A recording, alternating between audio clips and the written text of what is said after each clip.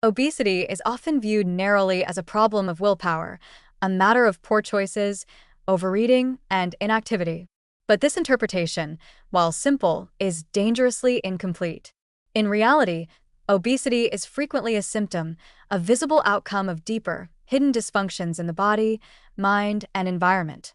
It is not always the root cause of poor health, but rather a complex, adaptive response to chronic stress, trauma, hormonal imbalances, social inequities, psychological distress, and biological disruptions.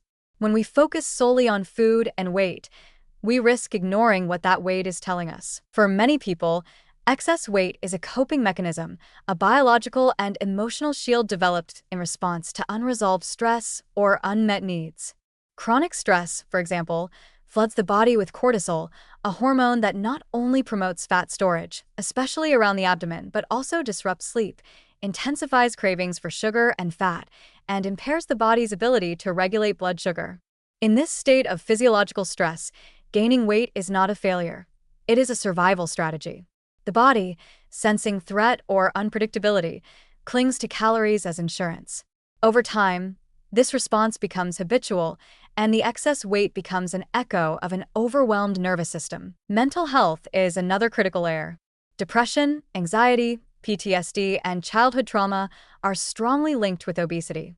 Many individuals eat not out of hunger, but to numb, distract, self-soothe, or regain a fleeting sense of control. In these cases, food is not the cause of weight gain but the tool, a medication of sorts, used to cope with emotional pain. Unless the underlying psychological distress is addressed, simply cutting calories or restricting food will never produce lasting change.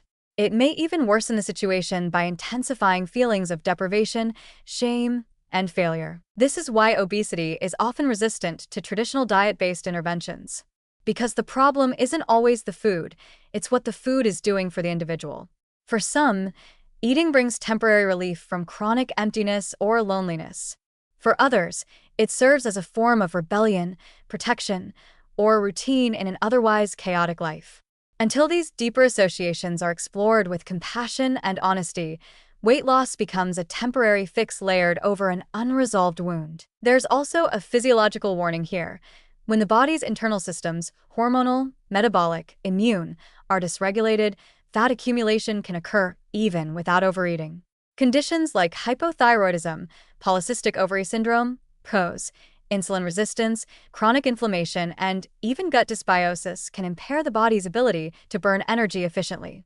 In these cases, weight gain is not the driver of disease, but a signal of internal imbalance. Trying to treat these situations by simply eating less and moving more ignores the root cause, like treating a fever, without addressing the infection. On a societal level, obesity often reflects larger failures: unequal access to nutritious food, walkable neighborhoods, affordable healthcare, and mental health support. A child growing up in a food desert or a single parent working 2 jobs without time to cook is not choosing obesity. They're surviving in a system that prioritizes convenience, speed, and profit over long-term wellness. To blame individuals for their weight without addressing these structural conditions is not only unjust, it's ineffective. Even weight stigma itself becomes a part of the problem. People living in larger bodies are often judged, shamed, or denied proper medical care because of their size, leading to delayed diagnoses, increased stress, and avoidance of healthcare settings. This constant stigmatization reinforces a cycle of distress and weight gain.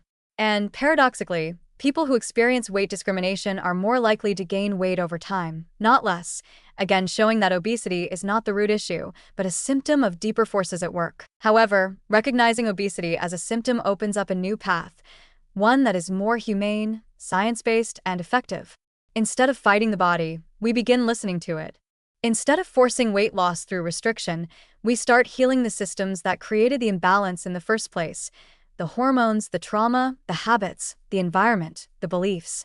Weight may naturally reduce as a result of this healing, or it may not, but health can still improve. This shift in perspective doesn't mean we ignore the risks associated with obesity. It means we stop treating the weight as the disease itself. Because treating obesity like the problem leads to superficial solutions. But treating it as a signal, a message from the body and life, allows us to ask deeper questions. What's driving this weight? What does the body need? What has this person experienced? In the end, healing from obesity requires more than changing food. It requires changing the conversation. Until we stop blaming and start investigating, we will continue to miss the point. Obesity, in many cases, is not the enemy, it is the messenger. And like any messenger, it deserves to be heard before it is silenced.